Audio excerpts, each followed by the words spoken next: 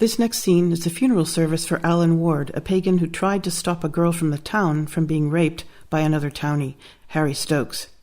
Stokes had a gun, and he shot Ward and killed him. Jesse sees his townsfolk being less than appreciative of Mr. Ward's sacrifice.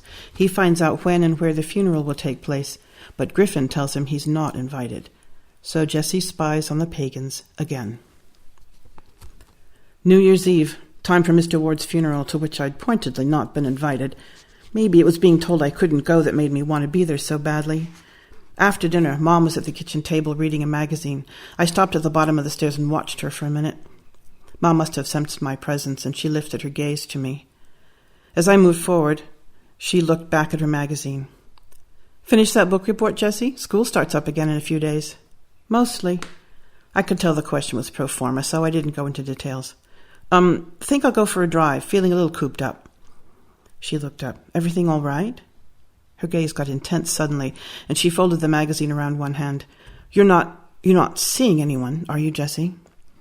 Her tone and the look got my back up. "You mean like a date? What if I am?" "Stupid, Jessie, that was stupid." Quickly I added, "No, Mother, I'm not seeing anyone. I said I'm going for a drive, and that's what I'm doing." Even though that was a lie, but truth wasn't getting me anywhere lately. "Well, drive safely. There are lots of idiots out on New Year's Eve, and don't be too late or I'll think one of them has crashed into you." I left before she could say more. When I got near the left turn off the highway, the turn that leads into the village, I slowed down and located that spot across the road where I'd parked for my Halloween spying adventure. On foot, skirting the edge of the woods south of the village, I didn't see anyone on the street, and although I wasn't close enough to the houses to peek into any of them, it looked like there were people inside them, including griffins. When I got to the path into the woods on the far side of the village, I found a large tree near the entrance, pulled out my phone, turned off the ringer, and waited.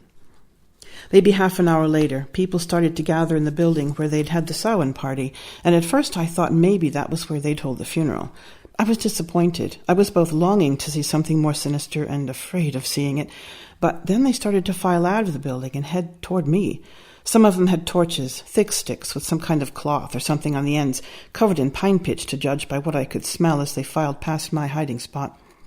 They walked slowly, single file, and once they'd all gone by me, I followed them into the woods, my stomach in knots. After a few minutes, the path fell steeply and ended in a clearing where the villagers formed a large circle and stood quietly. From behind a tree again, above the clearing and 150 feet or so away, I could see their faces pretty well in the light from their torches. They were standing in a loose circle around some shapes I had trouble making out in the dark. It looked like there was a tree stump, maybe 2 feet high, and a large, flat, dark stone balanced on it. All around the stump were lots of smaller flat rocks, piled haphazardly but covering the ground completely. The whole area, rocks and stump, was about 6 or 7 feet in diameter. Scanning the people who stood around the altar, or whatever it was, it took me a minute to locate Griffin. He was not holding one of the torches, and with that dyed black hair I might have missed him entirely, despite the fact that he's tall, if the torchlight hadn't glinted off some of the silver metal he's pierced through himself. A man standing next to him, his father, I assumed, carried an urn that must have had Mr. Ward's ashes in it. A woman named Eleanor Darling started speaking from her place in the circle. I'd never met her, but I knew she had some kind of authority here. She was tall, kind of old, wore her hair long, all down her back. It was silver-gray with dark streaks. "We create a sacred space in memory of our brother, Alan Ward." Eleanor's voice was gentle and clear. "May the goddess be with us as we acknowledge his return to her." Then Ronan Coulter, Griffin's best friend, stepped out from the crowd and walked across the flat rocks toward the stump. After brushing leaf litter and twigs off that long black balance thing there, he started a small fire and then went to stand back in the crowd again. Wren Ward, Mr. Ward's daughter, stepped forward from the circle, her mother behind her, hands on Wren's shoulders. Wren was the year behind Griffin and me at school, so she was probably around 16. Her brown hair caught flickers of light from the flames. Mr. Holyoke sprinkled some ashes onto Ronan's fire, and everyone watched in silence as he scattered the rest among all those smaller rocks. Wren started to say something. She got about as far as, "Do not stand," before her voice caught and she couldn't go on. Mrs. Ward looked like she was going to speak for Wren, but then she covered her mouth with a hand, obviously trying not to cry. Suddenly Griffin was at Wren's side, towering over her. He took her hand, watching the fire.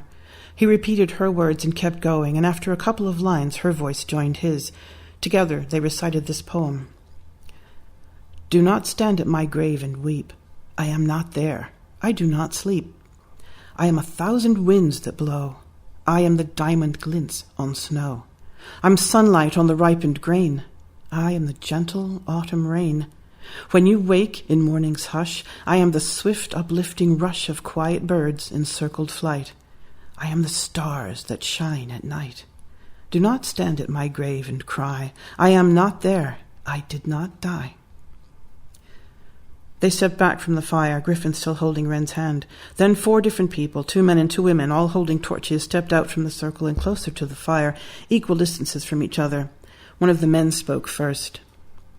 From the east, the spirits of air bring us bright, loving memories of our brother. When sadness approaches, we call upon air to lighten the weight with the love that never dies. Blessed be. I tried to work out whether he was at the eastern compass point. Pretty sure he was. Then one of the 2 women, the one on his right, spoke. From the north, spirits of the earth remind us of the cycle of life. There is birth, there is life, there is death, and there is renewal. Earth gives us the strength to trust in life and life again. Blessed be. From the west, the next woman said, spirits of water flow gently through us. They open our hearts and allow our tears to be the water of healing and renewal. Blessed be. The second man completed the circuit. From the south, the spirits of fire are with us. They bring warmth, helping us keep the love for our brother alive, overcoming the cold that might fool us into thinking love itself is lost. Blessed be.